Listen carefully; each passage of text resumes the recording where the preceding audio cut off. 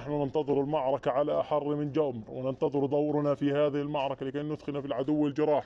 أكرمنا الله عز وجل بدخول رتل من الآليات، وهم يطلقون النار على بيوت الآمنين ويضربون يمنة ويسرى.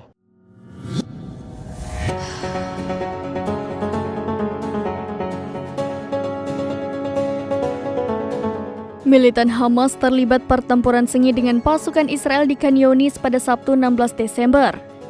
Hal itu tampak dalam video yang diunggah oleh Brigade Al-Qassam melalui Telegram resminya. Dalam video memperlihatkan pasukan Zionis mengendarai tank dengan kecepatan tinggi. Meski begitu, prajurit Hamas mampu membidik tank-tank tersebut dan menghancurkan tank Israel tepat sasaran. Setelah tank-tank itu hancur, tampak Hamas menyita beberapa perlengkapan perang hingga senjata milik pasukan Zionis.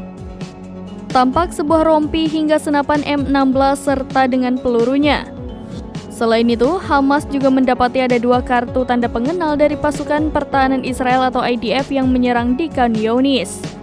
Kartu tanda pengenal itu didapati Hamas setelah menyita senjata-senjata milik pasukan Zionis. Namun kedua prajurit itu yang diduga memiliki senjata-senjata tidak dijelaskan bagaimana nasib 2 tentara IDF tersebut.